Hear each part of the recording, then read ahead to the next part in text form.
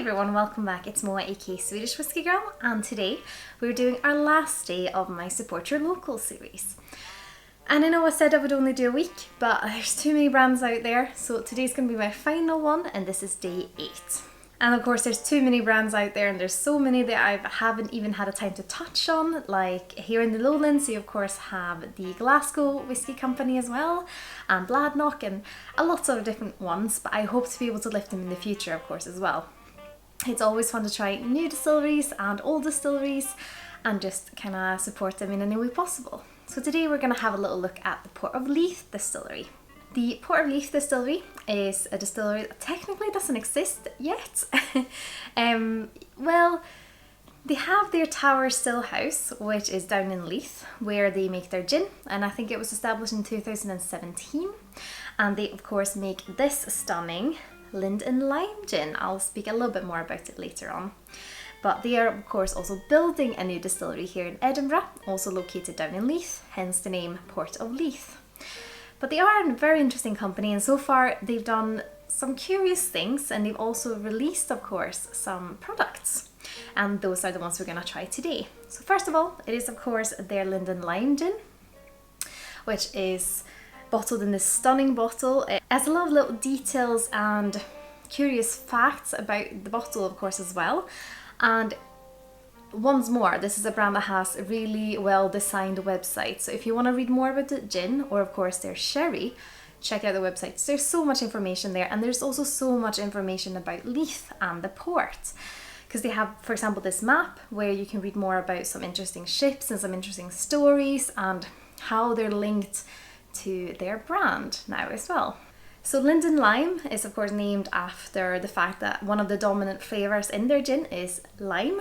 They also use pink peppercorns, and of course Juniper has to be the dominant flavour in gin.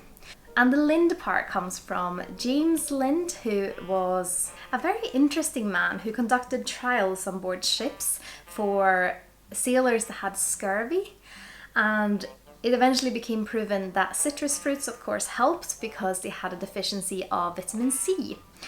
And that's one connection also to using the lime in the gin. And the gin sits at 44% ABV, and it's of course also unaged. I have actually been to their Tower Still House for a little tour, so if you're in Edinburgh you can always reach out and see if they do them at the moment. And it is actually one of my favourite gins. I'm generally a Hendrick's Cucumber G&T kind of person, but there's a few other ones that have managed to capture my heart, and the Leith and Lime is definitely one of them. So we're definitely going to have a little taste of this later on, but I thought I'd talk a little bit about the sherry of course as well first.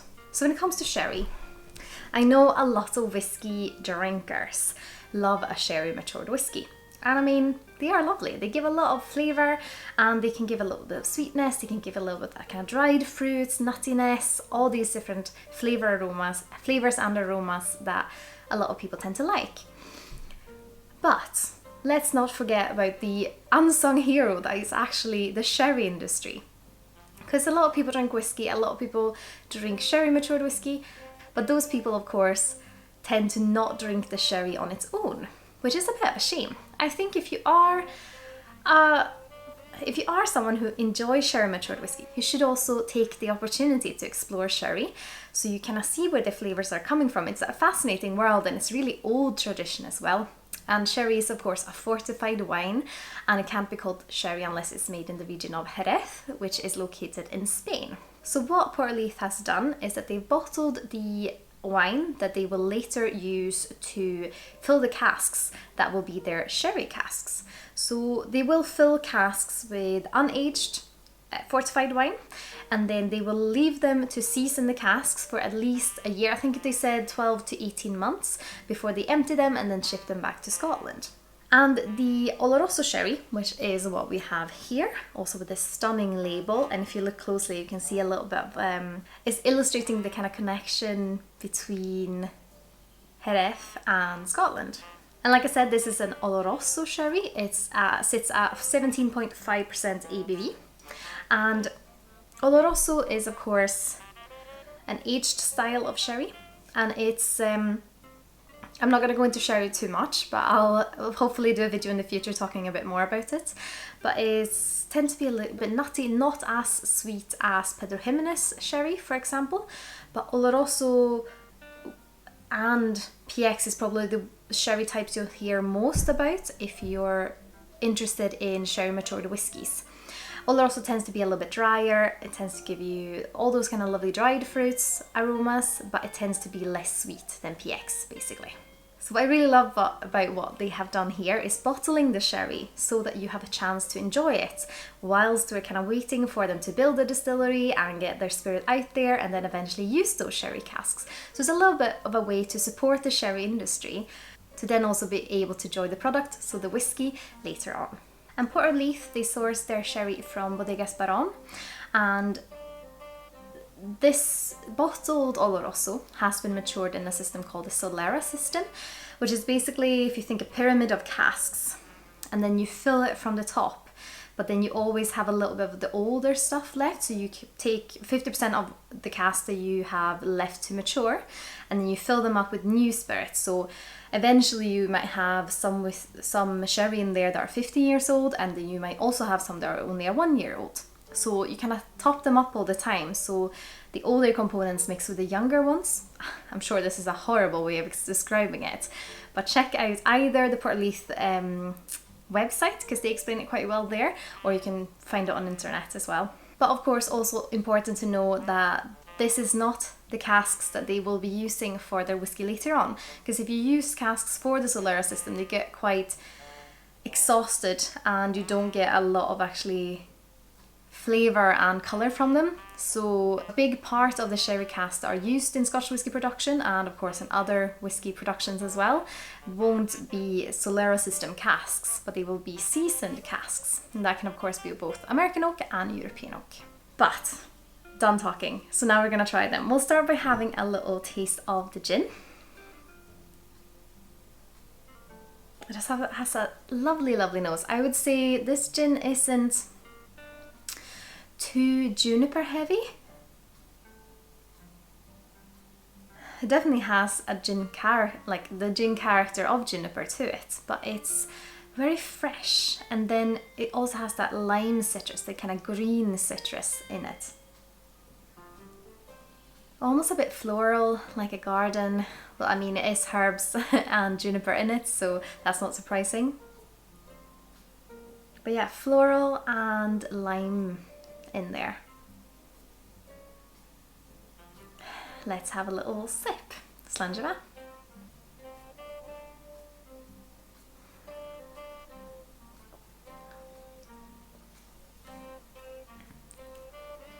Quite floral on the palate as well. I do think the lime is coming through in a really pleasant way. More of the juniper character on the palate for sure. But I think if you are someone who enjoys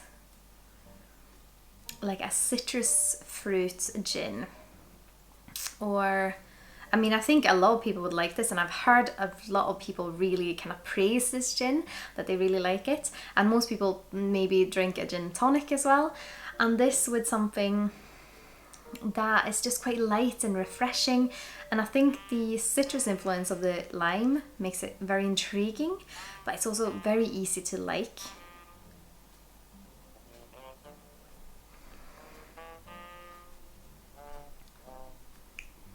Does have a bit of a darkness to it, like a dark spice element, which is like almost a bit like cloves. A little bit, almost like Christmas spices, but the lime kind of lifts them and makes them feel more fresh.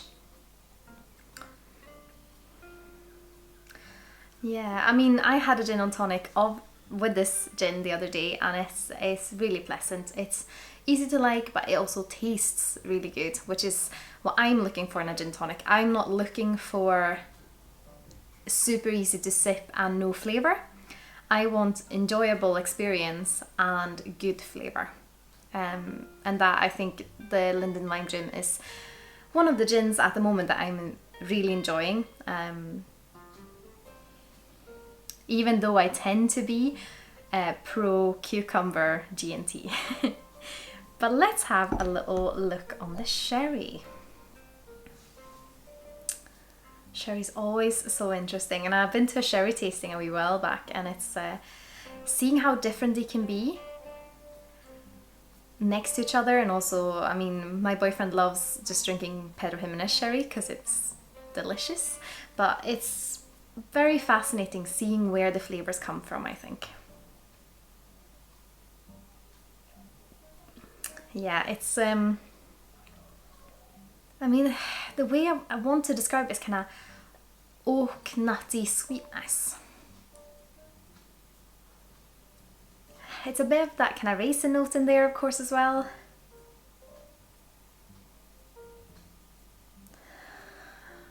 Yeah, but not as thick.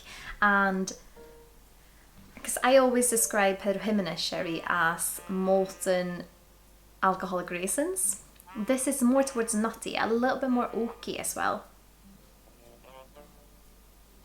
But definitely an interesting nose. It's almost a bit like kind of a wine cellar, or like a little bit damp and murky. And almost that raisin sweetness almost has like a honey sweetness as well. But let's have a taste. Slanjava.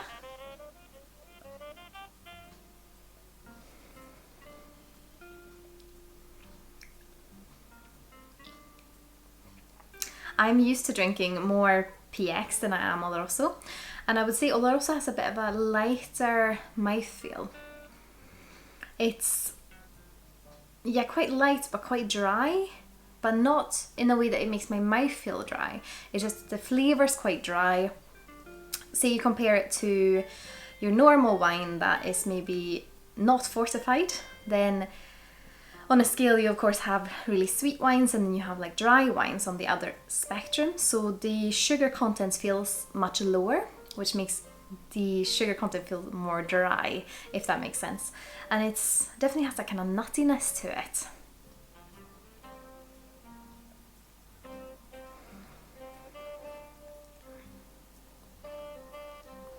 Almost a bit almondy. It definitely has the raisin vibe to it, but quite fresh and like watered down raisins, just because I'm comparing it to the PX, which is very thick. On the nose, I would say the Oloroso feels denser and thicker. And like you might expect from the nose that the mouthfeel would be thicker and oilier, but it's not. But I think, of course, there's various ways of drinking sherry. You can have them with tonic, or you can have them in a cocktail, or just drink them as it is or over ice. And it's trying this and then maybe next to one of your favourite Oloroso matured whiskies is definitely an interesting flavour experiment.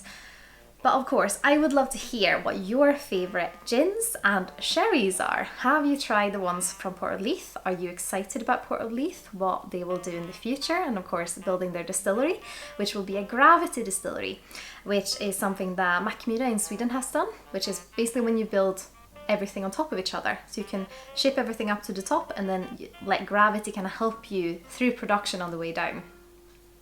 So that will be interesting. I think it's the first in Scotland, so that will be very fun to see. But yeah, if you have any recommendations for sherry or of course gin, please put them in the comments below. And of course, if you would like to support me, I would of course be absolutely over the moon if you consider using my affiliate links the next time you're shopping with either Master Malt, the Whisky Exchange, or the Scotch Malt Whisky Society. All the information is of course in the description here below as well as links to my website, my Teespring shop, my Instagram and my Patreon. As always, a massive thank you to my wonderful supporters on Patreon. I'm so happy that you want to continue to follow me through this journey. But I hope you've all had an absolutely wonderful day. Slanjava. Skål!